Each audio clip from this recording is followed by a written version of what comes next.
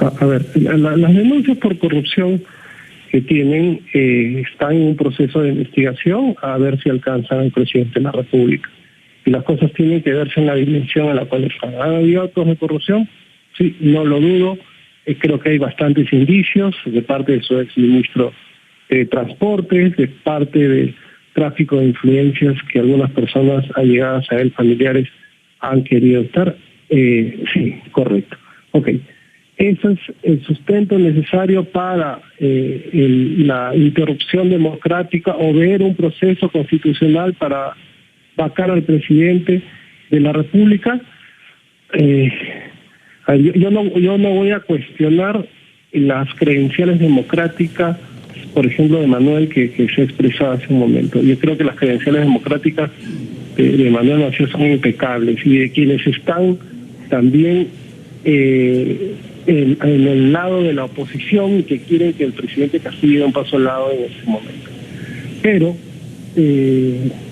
realmente desde un primer momento, desde antes que el presidente Castillo inclusive se vieran estos hechos, los cuales hemos visto en casi todos los gobiernos que anteceden a Pedro Castillo, es decir, estamos interrumpiendo un proceso democrático y esto nos puede salir bastante caro. Y lo otro es, nadie va a trabajar, yo no veo a la oposición política en este momento que tenga un liderazgo único, unificado, y nadie va a trabajar para darle el poder al otro. O sea, yo no veo una madurez en este momento de parte también de la oposición política para llegar a eso, que lo vemos en otros países también. Entonces, yo realmente veo que si esto se hubiera querido hacer antes, si hubiera un liderazgo político, si hubiera una oposición consolidada, ya se hubiera hecho. No se ha hecho. Ha pasado un año, el presidente Castillo va a dar un discurso el 28 de julio, y es así. Y aún así, viendo ciertos indicios también de gobierno del presidente, si el Congreso tuviera posibilidades de vacarlo, también yo creo que el presidente Castillo evaluaría el cierre del Congreso. Cualquiera de las dos, para mí, sería una ruptura institucional, y eso sí me preocupa, sea para la presidencia de la República o sea para un cierre del Congreso, lo cual no nos trae buenos recuerdos. Dos opciones que se presentan. Es importante defender la democracia y defender la institucionalidad. Dos opciones, señor César Chanamé, que se presentan frente al caso del presidente Pedro Castillo, que se ha investigado y vacado en este caso en el Congreso, o que el Ejecutivo cierre el Congreso, que ya alguien me había adelantado por allí. Si lo hace a motus propio, estaría violando la Constitución. Ahora, ¿cómo queda en todo esto el respeto a las libertades, a la democracia y a lo público por parte de cualquier gobierno? No hablemos del gobierno del presidente Pedro Castillo, de cualquier gobierno. ¿Cuál es la lección que le va quedando al Perú con este caso del presidente Pedro Castillo, investigado por corrupción? Yo coincido con lo que decía Manuel, ¿no? Muy claro hace unos días, el respeto incólume que le tenemos a la democracia. Si no hemos avanzado más en un proceso de vacancia desordenado en estos últimos meses, es porque sí tenemos un consenso de sostener nuestra democracia y nuestras libertades. Manuel lo decía y yo lo quiero enfatizar también. Y a eso sumarle lo que dije en el espacio anterior. Para mí hay un desgobierno total y la población y el empresariado ya lo tiene claro. Lo más digno en este tiempo, en este momento, sería que dé un paso al costado el señor Castillo. Decía que es un gobierno absolutamente analfabeto, porque ni siquiera gobierna y ni siquiera es capaz de mantener los protocolos mínimos y el decoro mínimo que un gobernante tiene. En mis 25 años de revisión de las políticas públicas en el país, lo que veo en estos últimos 11 meses es absolutamente deplorable. En todo manejo de gestión pública.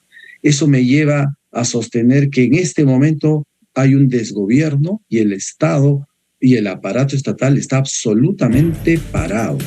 Sumado a un proceso económico inflacionario, la gente sabe que en este país el dicho de ya no más pobres en un país rico se rompió. Más bien es ahora hay más pobres en un país rico, con una casta, déjenme decirlo, un grupúsculo, como decía Manuel también, que está claramente quebrando el Estado y sus instituciones. Bien, tenemos que dar a esta hora paso a los anunciantes, pero antes, la situación del presidente Pedro Castillo es complicada en cuanto a investigaciones en el Ministerio Público y la situación de 3 integrantes de su círculo familiar tampoco le favorece para mejorar la imagen de su gestión. La última en incorporarse a la lista fue la hermana de la primera dama, Jennifer Paredes, quien es investigada por presunto delito de tráfico de influencias. ¿Qué ha pasado con los 2 sobrinos de Castillo acusados de corrupción? Fray Vázquez se encuentra en calidad de prófugo desde el 28 de marzo, día en el que se ordenó una detención preliminar en su contra, pero no fue encontrado por la Policía Nacional. Actualmente es investigado por los presuntos delitos de colusión agravada y organización criminal. Pesa en su contra una prisión preventiva por 24 meses. Por su parte, Gianmarco Castillo también estuvo prófugo desde marzo, pero luego de que la segunda sala penal de apelaciones de la Corte Superior de Justicia de Lima declarara fundada su apelación, se le revocó la orden de detención preventiva en su contra y se le impuso una comparecencia con restricciones. Esta es la tangente en ángulo de NTN 24. Cada panelista tiene 40 segundos, repito, 40 segundos cronometrados para afirmar una idea o rebatir la del otro panelista. Voy a comenzar con mis invitados de hoy, Manuel Macías Ollanguren. Voy a comenzar con el excongresista de Perú. No es más que una evidencia que estando prófugos de la justicia, estas personas pues estarían de alguna manera poniéndole el dedo no solo en el pecho al presidente Pedro Castillo, sino prácticamente en la cara en cuanto a los delitos de los que se le acusa. Pues presidente que tiene más del 90% de desaprobación, por cierto. Lo que yo quisiera invitar es a no tener miedo, a no temer. Yo fui vicepresidente del Congreso de la República en el año 2000-2001 y nos acortamos el mandato de 5 a 1 año y permitimos una transición democrática que dio lugar a una primavera democrática con 20 años de crecimiento económico y social en el Perú. Esos son los beneficios de la democracia. Lamentablemente, no supimos luchar contra la corrupción endémica que tenemos en nuestro país y no supimos terminar de vencer a los remanentes del terrorismo que hoy muchos de ellos nos gobiernan y están sentados en el Congreso. Pregunta para Miguel del Castillo, periodista, analista político. ¿No debió hacer más el presidente Pedro Castillo para capturar a esas personas y así dejar por sentado que era un presidente que estaba alejado de la corrupción? Bueno, yo coincido con Manuel en el tema de que es clave la lucha contra la corrupción. Achacarle a Pedro Castillo todos los temas de corrupción no es así, ¿no?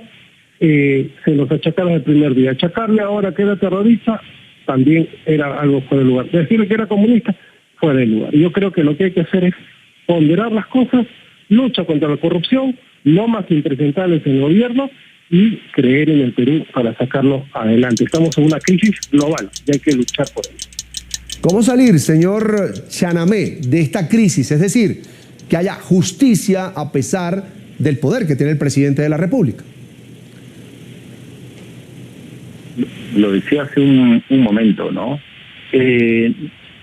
Esto de que el ministro del Interior, que es el tercero o cuarto en línea en temas de jerarquía y poder, diga lo que haya dicho.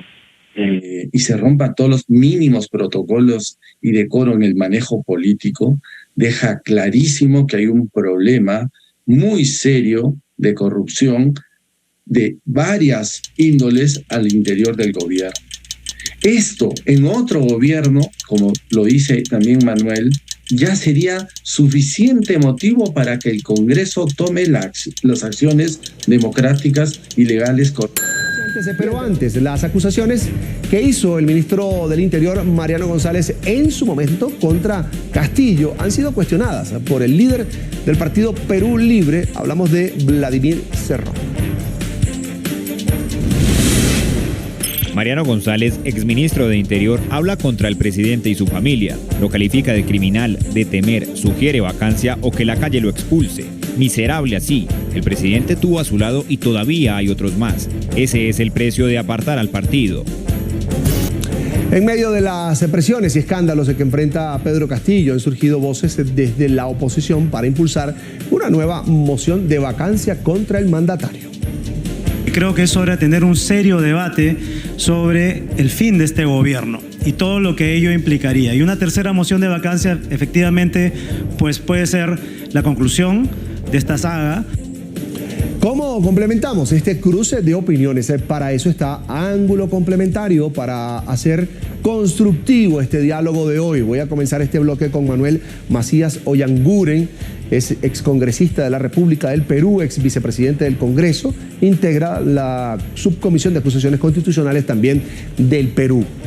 ¿Cómo salir de la crisis haciendo el menos daño posible al Perú y que por supuesto haya consenso incluso en la acera de quienes apoyan al presidente Pedro Castillo? Lo primero es entender que este gobierno es insostenible, que llegó a su término y que lo que debe venir ahora es una transición. Bien dices que tiene que incluir a todos, que no podemos cometer los errores del pasado.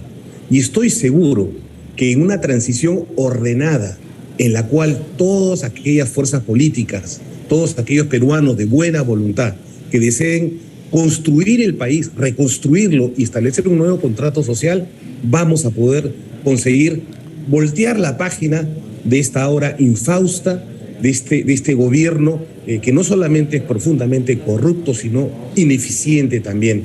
Creo que las cosas están dadas ya, es 20% para poder presentar la moción, luego se requiere el 40% para su aprobación y la votación calificada 87 miembros. Cuando salimos del presidente Vizcarra, hoy inhabilitado por 10 años, más 5 años más, y con sendas denuncias penales por graves casos de corrupción, se pensaba que no salían. Pues en una semana se consiguieron 105 votos. Igual va a pasar acá. Acá la gente, los parlamentarios, no pueden desoír el clamor ciudadano. Basta ya de este gobierno, basta ya de tanta corrupción. Sabemos que es endémica, pero quien la preside, quien encarna la nación, está haciendo alarde de corrupción diariamente. Lo que ha ocurrido con el ministro del Interior, Mariano González, es una verdadera vergüenza nacional. Un ministro saliente que le dice al presidente en su cara pelada que es un corrupto y un traidor a la nación, no es algo que se diga así nomás. No se fue disconforme, se fue diciendo que todas las acciones que él encausó para capturar a aquellas personas requeridas por la justicia peruana para rendir cuentas por graves hechos de corrupción, estaban siendo tapadas, estaban siendo escondidas. ¿Por obra de quién? Del presidente de la República. ¿Qué más grave hecho puede ocurrir para que nos tomemos conciencia de que una vacancia por incapacidad moral permanente es la salida más rápida? Pero también hay salidas en las acusaciones constitucionales por otra clase de infracciones a la Constitución que conllevarían a inhabilitaciones que requieren una menor votación. Y entonces es importante entender que no es posible continuar con este lastre doloroso que lacera profundamente el honor nacional. Están dadas las condiciones para una transición, es lo que debe venir, es lo que dice Manuel Macías. Miguel del Castillo, ¿cree que el Perú, los políticos, la ciudadanía están caminando ese camino, ese transitar hacia la transición política?